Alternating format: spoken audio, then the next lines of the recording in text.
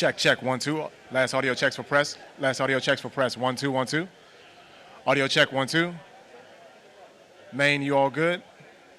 Run, you all good in the back? Check, 1, 2. Hey, hey. Audio check, 1, 2. Thumbs up from main. Cuts, cuts. Cuts, fries, you all good? Check, 1, 2. Audio check, 1, 2. Check, 1, 2, 3, 4. Check, 1, 2, 3, 4. Darren, you all good over there? Check. Okay, thank you.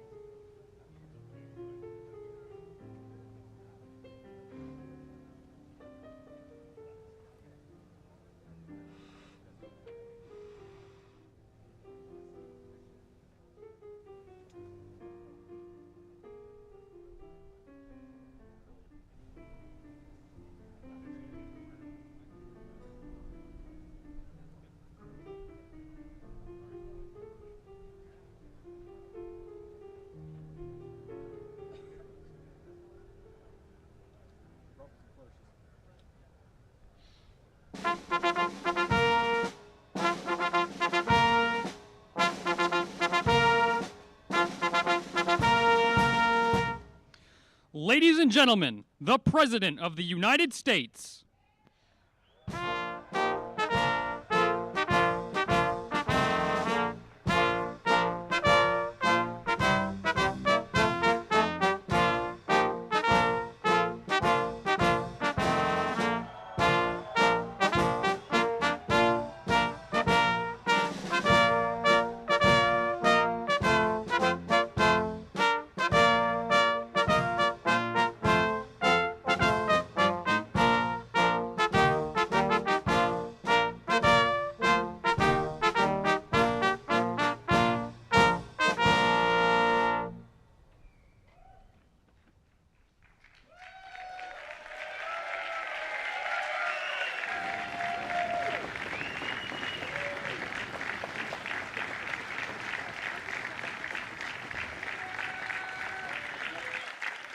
Thank you very much.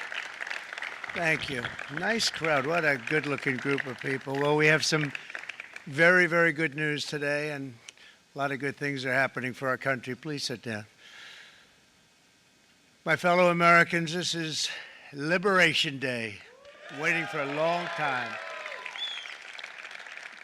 April 2nd, 2025 will forever be remembered as the day American industry was reborn, the day America's destiny was reclaimed, and the day that we began to make America wealthy again. We're going to make it wealthy, good and wealthy. For decades, our country has been looted, pillaged, raped, and plundered by nations near and far, both friend and foe alike. American steel workers, auto workers, farmers, and skilled craftsmen, we have a lot of them here with us today.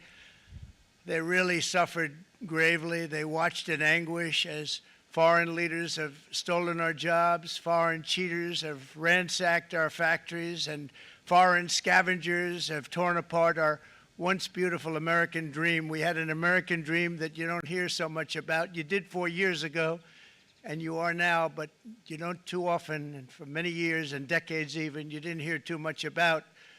Our country and its taxpayers have been ripped off for more than 50 years, but it is not going to happen anymore. It's not going to happen. In a few moments, I will sign a historic executive order instituting reciprocal tariffs on countries throughout the world. Reciprocal, that means they do it to us and we do it to them. Very simple. Can't get any simpler than that. This is one of the most important days, in my opinion, in American history. It's our declaration of economic independence. For years, hardworking American citizens were forced to sit on the sidelines as other nations got rich and powerful, much of it at our expense. But now it's our turn to prosper, and in so doing, use trillions and trillions of dollars to reduce our taxes and pay down our national debt, and it'll all happen very quickly. With today's action, we are finally going to be able to make America great again, greater than ever before.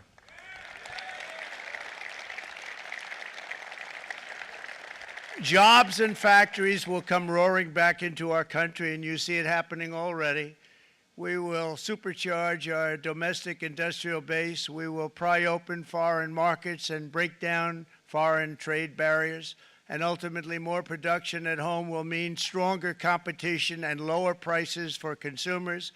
This will be indeed the golden age of America. It's coming back. We're going to come back very strongly. We're pleased to be joined on this momentous occasion by Vice President J.D. Vance. J.D., thank you. Thank you. Thank you very much. Where are you, J.D.? No, that wasn't too hard to find. I was looking, you know, he likes to take a low-key attitude, so it'd usually be sitting right in front. He's gaining a lot of confidence, Mike, isn't he? And nearly my entire cabinet is here, as well as Speaker Mike Johnson, who's done an amazing job. And with the great success we had last night in Florida, we have a majority of 7. And 7's like a lot when we had it at 1, right? You've done a fantastic job, and many of the members of the House and Senate are with us. Senators, congressmen, thank you all for being with us. We appreciate it. For decades, the United States slashed our trade barriers on other countries, while those nations placed massive tariffs on our products and created outrageous non-monetary barriers to decimate our industries. And in many cases, the non-monetary barriers were worse than the monetary ones.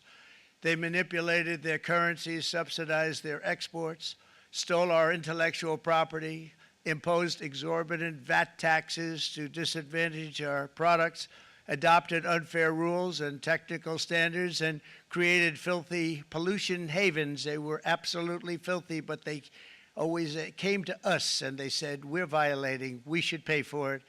It's all detailed in a very big report by the U.S. Trade Representative on foreign trade barriers, and I'll just hold it up for you. It's available, and you don't have to pay too much. As I understand it, you'll pay nothing. It's a lot of work for something, actually, because it's a special book. It's very, frankly, it's very upsetting when you read it, when you see what people have been doing to us for 30 years. This all happened with no response from the United States of America, none whatsoever. But those days are over. Let me offer just a few examples of the vicious attacks our workers have faced for so many years. The United States charges other countries only a 2.4 tariff on motorcycles. Meanwhile, Thailand and others are charging much higher prices, like 60%. India charges 70%. Vietnam charges 75%, and others are even higher than that. Likewise, until today, the United States has for decades charged a 2.5 tariff. Think of that, 2.5% on foreign-made automobiles. The European Union charges us more than 10% tariffs, and they have 20% VATs, much, much higher. India charges 70%, and perhaps worst of all are the non-monetary restrictions imposed by South Korea, Japan, and very many other nations. As a result of these colossal trade barriers, 81% of the cars in South Korea are made in South Korea. 94% of the cars in Japan are made in Japan. Toyota sells 1 million foreign-made automobiles into the United States, and General Motors sells almost none. Ford sells very little. None of our companies are allowed to go into other countries. And I say that, friend and foe, and in many cases, the friend is worse than the foe in terms of trade. But such horrendous imbalances have devastated our industrial base and put our national security at risk. I don't blame these other countries at all for this calamity. I blame former presidents and past leaders who weren't doing their job. They let it happen, and they let it happen to an extent that nobody can even believe. That's why, effective at midnight, we will impose a 25% tariff on all foreign-made automobiles.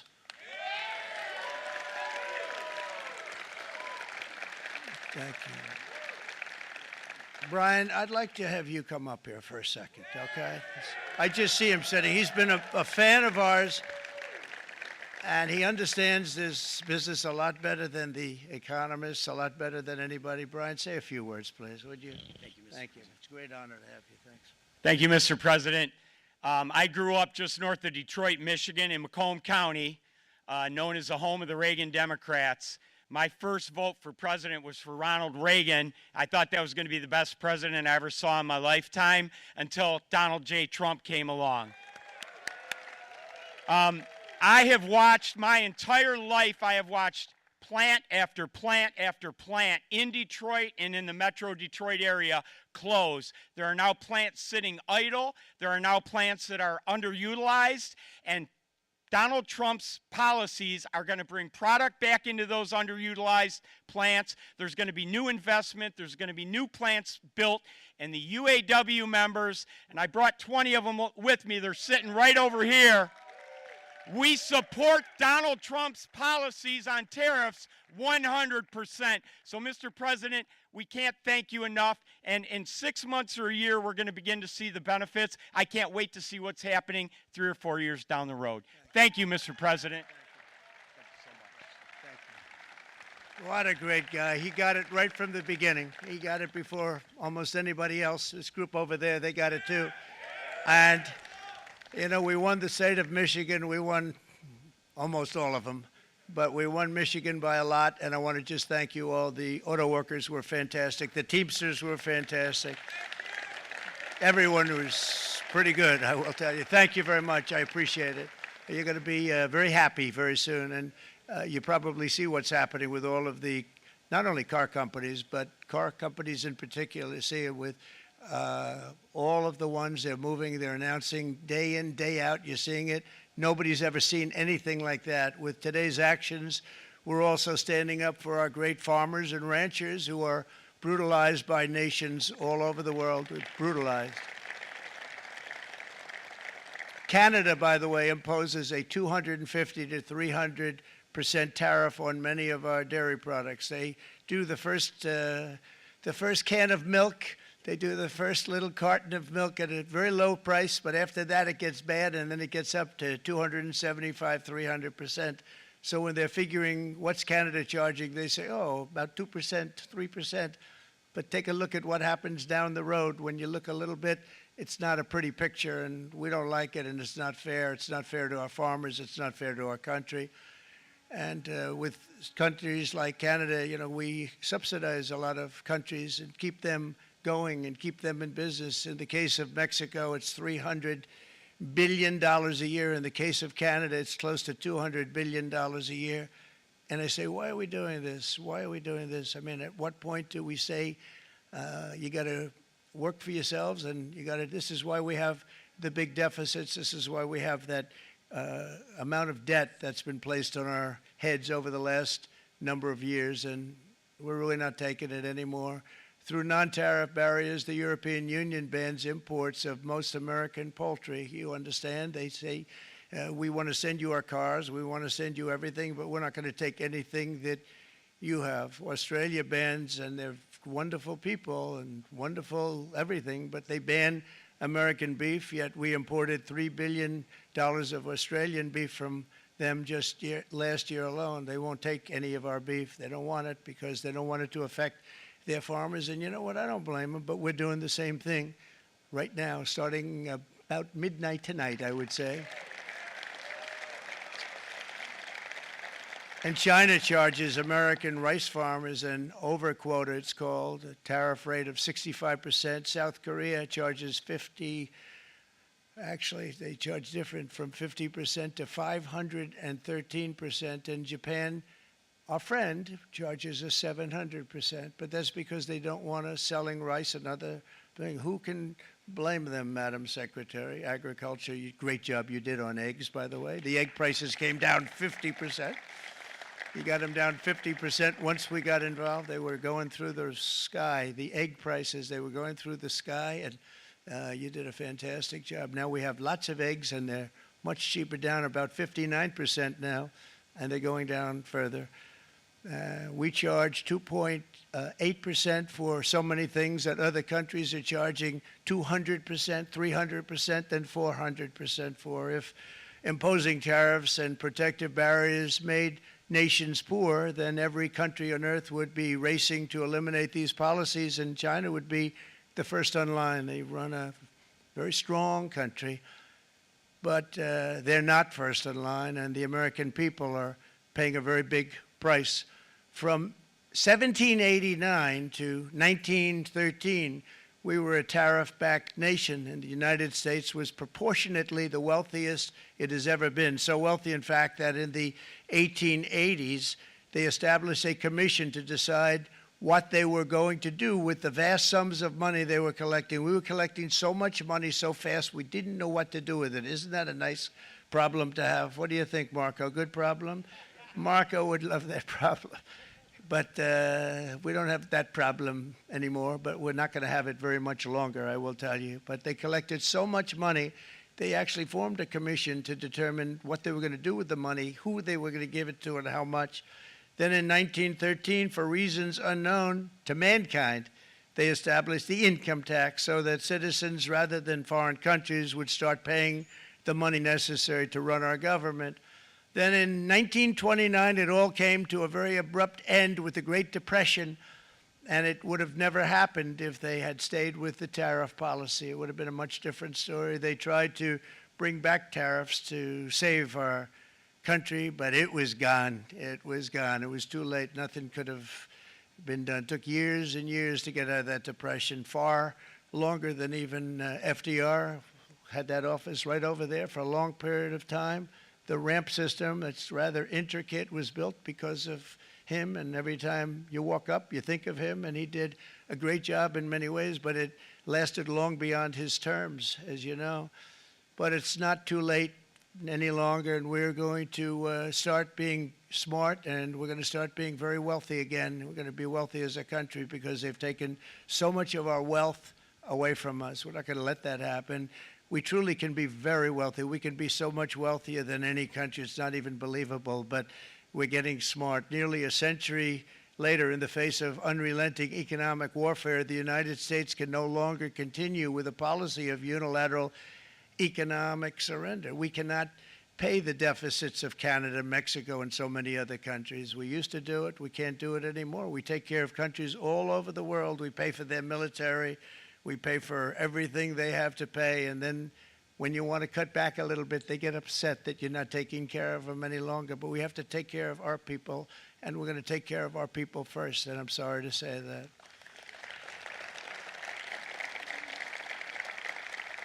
And today we're standing up for the American worker, and we are finally putting America first.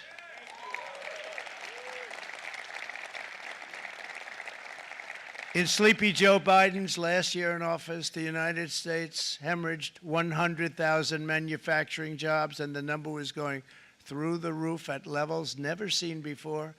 And our trade deficit reached a record $1.2 trillion, which is unheard of. Since the beginning of NAFTA, the worst trade deal ever made, it was a horror show. I was able to terminate it. They all said you'd never be able to get it out. We had to get approval from Congress to get it terminated. We had to live with that deal. It was the worst trade deal ever made by far. But since the very beginning of NAFTA, our country lost 90,000 factories. Think of what that is, 90,000. Think about putting a map up and putting tax on it. You wouldn't have enough room. 90,000. I said, is that possible? We had it checked 4 different times, and it was actually somewhat higher than that. And 5 million manufacturing jobs were lost while racking up trade deficits of $19 trillion. That was the worst trade deal ever made. As a result of these gigantic losses, foreign nations now own $26 trillion more of American assets than think of this, than the Americans own of their own foreign assets or other foreign assets. The United States can no longer produce enough antibiotics to treat our sick. We have a tremendous problem. We have to go to foreign countries to treat our sick. If anything ever happened from a war standpoint, we wouldn't be able to do it. We import virtually all of our computers, phones, televisions, and electronics. We used to dominate the field, and now we import it all from different countries. A single shipyard in China now produces more ships every year than all of the American shipyards combined. Think of that. And it was a business that we used to dominate. We used to dominate it totally. In short, chronic trade deficits are no longer merely an economic problem. They're a national emergency that threatens our security and our very way of life. It's a very great threat to our country. And for these reasons, starting tomorrow, the United States will implement reciprocal tariffs on other nations. It's been a long time since we even thought of that. We used to think about it a lot. We didn't think about it for many decades, and you see what's happened. For nations that treat us badly, we will calculate the combined rate of all their tariffs, non-monetary barriers, and other forms of cheating. And because we are being very kind, we're kind people, very kind. You're not so kind when you got ripped off with your salaries. My auto worker friends and my Teamster friends and all of the unions that typically voted Democrat, they're not voting Democrat anymore because worker, whether union or non-worker, they're for the Republicans now. That's what happened. But we will charge them approximately half of what they are and have been charging us. So The tariffs will be not a full reciprocal. I could have done that, yes, but it would have been tough for a lot of countries. We didn't want to do that. I'd like to see the chart if you have it. Could you bring it up, Howard? This is our great Secretary of Commerce, Howard Lutnick. Thanks, Howard. So if you look at that, China, first row, China, 67%. That's tariffs charged to the USA, including currency manipulation and trade barriers. So 67%, I think you can, for the most part, see it. Those with good eyes, with bad eyes. We didn't want to bring, it's very windy out here. We didn't want to bring out the big charts because it had no chance of standing. Fortunately, we came armed with a little smaller chart. So it's 67%, so we're going to be charging a discounted reciprocal tariff of 34%. I think, in other words, they charge us, we charge them less. So how can anybody be upset? They will be, because we never charge anybody anything, but now we're going to charge. European Union, they're very tough, very, very tough traders. You know, you think of European Union, very friendly. They rip us off. It's so sad to see. It's so pathetic. 39%, we're going to charge them 20%, so we're charging them essentially half. Vietnam, great negotiators, great people. They like me, I like them. The problem is they charge us 90%. We're going to charge them 46% tariff. Taiwan, where they took all of our computer chips and semiconductors. We used to be the king, right? We were everything. We had all of it. Now we have almost none of it, except the biggest company is coming in. We're going to end up with almost 40%. Lee Zeldin's working to get their approvals. And it's an amazing company. Mr. Wei, of one of the great companies of the world, actually, they're coming in from Taiwan, and they're going to build one of the biggest plants in the world, maybe the biggest for that. But 64%, we're going to charge them 32%. Japan, very, very tough, great people. And again, I don't blame the people for doing it. I think they're very smart in doing it. I blame the people that sat right in that Oval Office, right over there, right behind the Resolute desk or whichever desk they chose. Japan, 46%. They would charge us 46%, and much higher for certain items like cars, you know, little items like cars. 46%, we're charging them 24%. India, very, very tough, very, very tough. The Prime Minister just left, and he's a great friend of mine, but I said, you're a friend of mine, but you're not treating us right. They charge us 52%. You have to understand, we charge them almost nothing for years and years and decades, and it was only 7 years ago when I came in, we started with China charge. We took in hundreds of billions of dollars from China in tariffs, and they understood, honestly. President Xi understood. He said, look, I understand, and the other countries, and they all understand. We're going to have to go through a little tough love, maybe, but they all understand. They're ripping us off, and they understood it. Prime Minister of Japan, Shinzo Abe. He was a fantastic man. He was unfortunately taken from us, assassination. But I went to him and I said, Shinzo, we have to do something. A trade is not fair. And he said, I know that, I know that. And he was a great gentleman. He was a fantastic man, but he understood immediately what I was talking about. I said, Shinzo, we have to do something. He said, I know that. And we worked out a deal, and it would have been a much better deal, but frankly, there were many years left on the deal that was made previous to my getting there, but it was something. If you look at Switzerland, 61% to 31%. Indonesia, Malaysia, Cambodia. Oh, look at Cambodia, 97%. We're going to bring it down to 49%. They made a fortune with the United States of America. United Kingdom, 10%, and we'll go 10%. So we'll do the same thing. South Africa, 60%, 30%, and they've got some bad things going on in South Africa. You know, we're paying them billions of dollars, and we cut the funding because a lot of bad things are happening in South Africa. The fake news ought to be looking at it. They don't want to report it. Brazil, 10%, 10%. Bangladesh is 74%. So you see what's going on. Pakistan, 58%. Sri Lanka, 88%. So what we're doing is we're taking Not the full. We could take the full 88%. Thanks a lot, Art. He's doing a very good job. How's he doing, all right? I think you better take it with you. It's not going to last very long. He's going to put it, it's going to follow you down with the wind. I brought a hat just in case it got too windy, but here, would anybody like a hat? I'm not giving it to a cabinet. I'm giving it to the auto workers. Come here.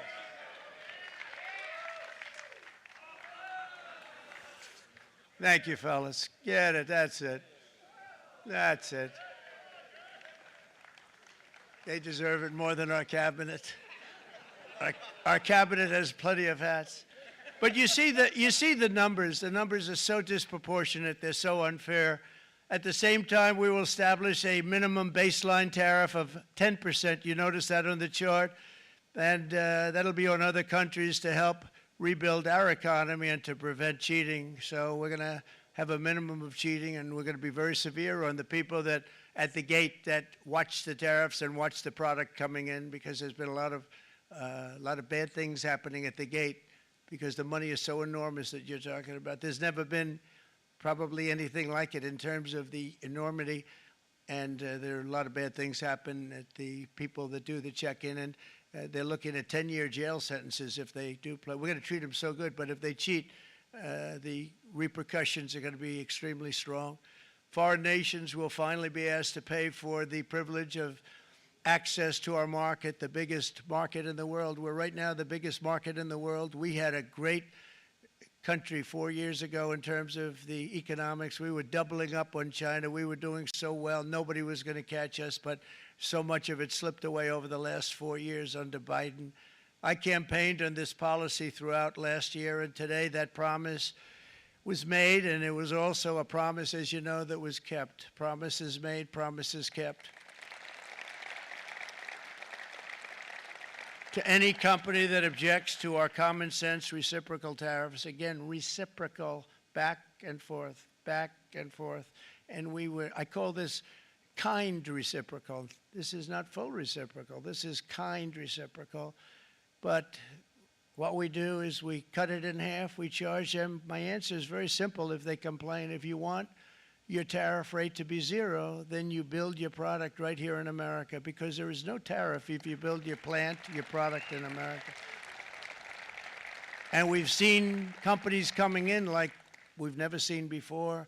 Likewise to all of the foreign presidents, prime ministers, kings, queens, ambassadors, and everyone else who will soon be calling to ask for exemptions from these tariffs, I say, terminate your own tariffs, drop your barriers, don't manipulate your currencies. They manipulate their currencies like nobody can even believe, which is a bad, bad thing and very devastating to us, and start buying tens of billions of dollars of American goods. Tariffs give our country protection against those that would do us economic harm, and many people were looking to do us economic harm. Maybe not so obviously, but they were doing tremendous economic harm. But even more importantly, they will give us growth. These tariffs are going to give us growth like you haven't seen before, and it'll be something very special to watch. I am so looking forward, and Brian, it's going to happen even faster than you said. You know, you might say, but it's already started. It's already started. Work's already begun on plants all around the country, and you see that as before. These are big, rich companies. We have $61 billion started on a big plant going up. It's going to be announced over the next 2 days, and they already started work. Many of these the biggest companies in the world, they've committed to build, build, build. We're going to build, build, build, sir. And they came here to see me, and they wanted to know if they could have a press conference. I do as many as I can. I'm pretty busy trying to stop Russia and Ukraine and the Middle East. We got to stop that. We got to stop the Houthis, which we're making tremendous. They like shooting ships down and out of the water, sinking ships. They get a kick out of it, but they're not getting such a kick out of it now, are they, Mr. Secretary? They're not getting such a kick out of that now. But here are just a short list of some of the companies that have already announced and committed to investment. And this is a company that built its factories and its plants in China. Apple is going to spend $500 billion. They never spent money like that here. They're going to build their plants here. SoftBank, OpenAI, and Oracle, great companies, are investing $500 billion almost immediately. NVIDIA, a hot company, is investing hundreds of billions of dollars. They just announced. TSMC, the biggest, most important company in the world of chips from Taiwan, with no investment from us, is investing $200 billion. And they said the reason was, number one, the election of November 5th, and number two, the tariffs. They don't want to pay the tariffs, and the way they're not paying it is to build their plant here. So we're going to go from almost no percentage. We used to have 100% of the chip market. Now it's all in Taiwan. Almost all of it's in Taiwan, a couple of other countries, but mostly in Taiwan. And think of it, we had 100%. We lost it because of people in that office that didn't do their job. They allowed it to be stolen from us. Johnson & Johnson, great company, $55 billion. Eli Lilly, $27 billion. Meta is investing $500 billion. Wow. DeMac is investing $20 billion. CMA, CGM, $20 billion. And then you have Merck and Clarios, Stellantis, General Motors, GE Aerospace, Honda, Nissan, Hyundai are all putting in billions and billions of dollars, and they're committed 100%. So. And we've never had, and this is after 2.5 months. This is after just a short, this all took place as soon as we came out with what everybody wanted to do. You know, I watched a gentleman today on television, used to work with Lee Iacocca, a very respected automobile person, and he said, you know, because they were asking people, and they try and get as many negative people as they can, but they can't find them too much. It's pretty hard to find in terms of what we're doing, especially when they see all this investment. They said, so tell me, what do you think of what Trump is doing from the automobile standpoint? He said, I can't believe it. Somebody is finally, he's an older guy, real pro, really top guy, with Lee Iacocca. He said, I never thought I'd see the day when this would happen, where somebody had the courage to go and do what has to be done. This is transforming our nation. Our entire nation is going to be transformed, not only with the cars, but on every single other item that's built. We're going to become an industrial powerhouse. And he said that so beautifully today. In fact, I'm going to find out, I'm going to get a tape, and Bruce, I'm going to get that tape, and I'm going to send it to you out in Long Island, and you're going to play it for the people. And all your union workers and your non-union workers out there, you got a pretty even split. But we have, so far, it looks like we're going to have about $6 trillion of investments, and you wouldn't do that in years in this country over the last number of years. $6 trillion, and that's going to be much higher by the end of the year. And think of what $6 trillion is. You wouldn't have even a small percentage of that under this other system. We're going to be an entirely different country, and it's going to be fantastic for the workers. It's going to be fantastic for everyone. There will never have been a transformation of a country like the transformation that's already happening in the United States of America. It's an incredible thing to watch, and it's incredible to meet with the top people, people that you read about, very wealthy people, or people that are great managers and executives and presidents of big public companies, and to watch the enthusiasm they have now that they didn't have. They gave up on our country. They went to foreign countries and they built. Companies are pouring into our country at levels never seen before, with jobs and money to follow, and it's really beautiful. In the coming days, there will be complaints from the globalists and the outsourcers and special interests and the fake news. Always, the fake news will always complain. But never forget, every prediction our opponents made about trade for the last 30 years has been proven totally wrong. They were wrong about NAFTA. They were wrong about China. They were wrong about the Trans-Pacific Partnership, which would have been a disaster if I didn't terminate it. If I didn't terminate that, United Auto Workers, you would have had no jobs in this country. You would have had no jobs. It was all going to other countries.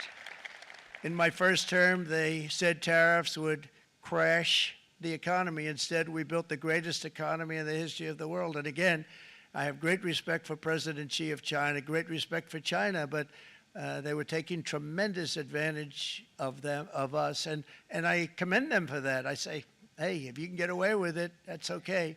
But, you know, they understand exactly what's happening, and they probably, most of them are saying it's about time they did something, but, and they're going to fight, and they're going to fight fair. Everyone's going to fight. You know, it's like, I say to the leaders, look, you got to take care of your country, but we have to start taking care of our country now. We can't do what we've been doing for the last 50 years. From the day of my election, the stock market went up in my first term 88%, with NASDAQ going up 155%, more than any president has ever had in any term in office, by far. And I think we're going to blow that away. And maybe the numbers won't show, but I think they're going to show much better than even those numbers. But what you're going to see is you're going to see activity, that empty, dead sites, factories that are falling down.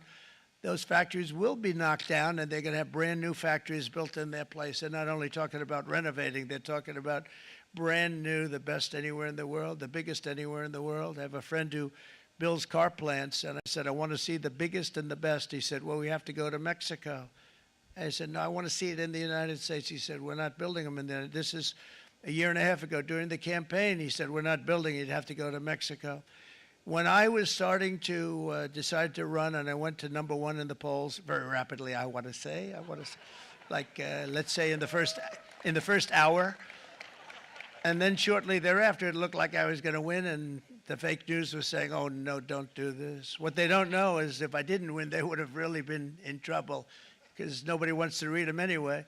But I tell you what, when it looked like I was going to win, I announced that I was going to be doing exactly what we're talking about today. Great consistency, actually, because I've been talking about it for 40 years, but because I saw what was happening 40 years ago. If you look at my old speeches when I was young, very handsome, my old speeches, and that people would say, I'd be on a television show, I'd be talking about how we were being ripped off by these countries. I mean, nothing changes very much. The only thing that changed were the countries, but nothing really changes. But it's why it's such an honor. It's such an honor to be finally able to do this.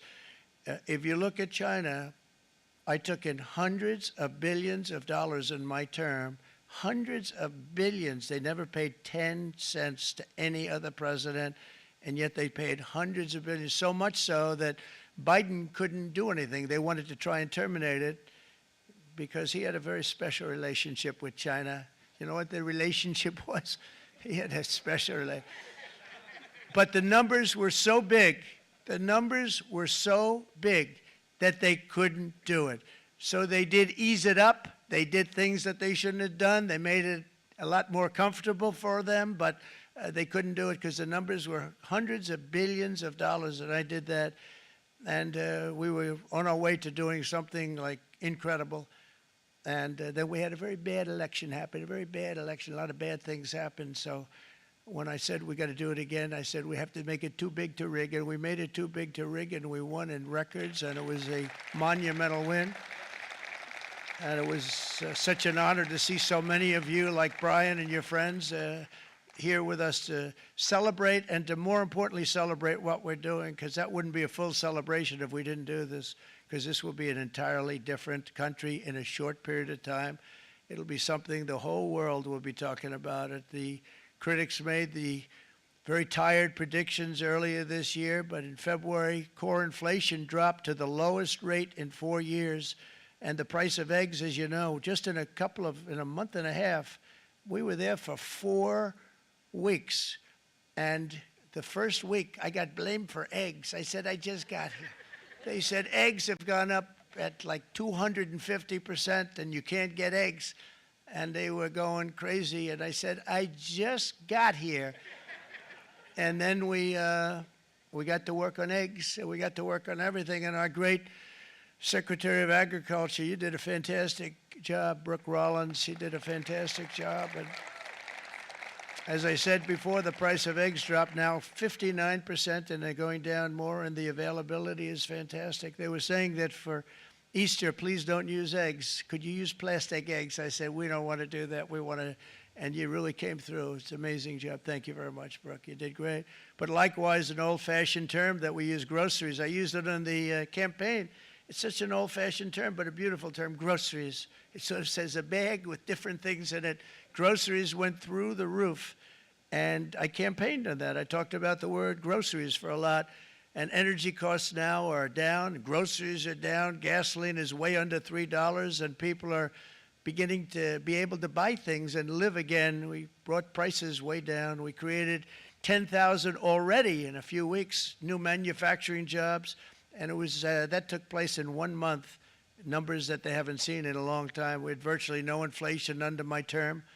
We had virtually no inflation for 4 years, but after transitioning over to Sleepy Joe, it went from almost non-existent to the highest in the history of our country.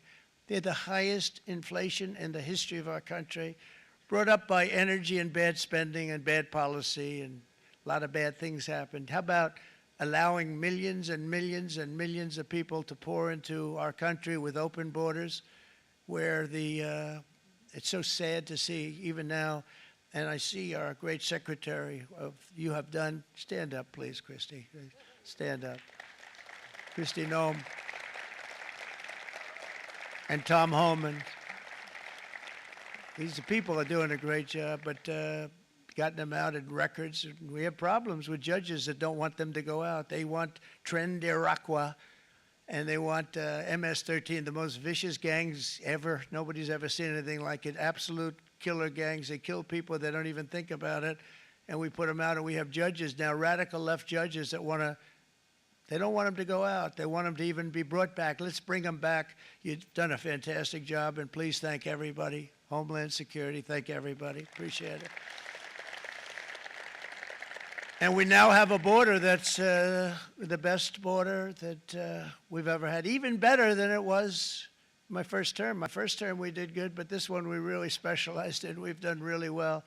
And we had records then. We had the best, safest border. 4 years ago, we had the best border there ever was. And now we have, you've actually matched it and done even better. And we're going to get it down the right way. And we want people, by the way, to come into our country, but we want to come in through a legal process. We want them to come in legally. We need more people. We need people to run these plants and to help the auto workers and the Teamsters and the non-union people and everybody else. But we need people and the farmers. And we're going to let people come in, but they want to come in. We want them to come in legally. They have to have the capability of loving our country, not people that hate our country. We don't want them in our country. And now we're going to pass the largest tax cuts in American history, and that's where we're relying on Mike and John Thune.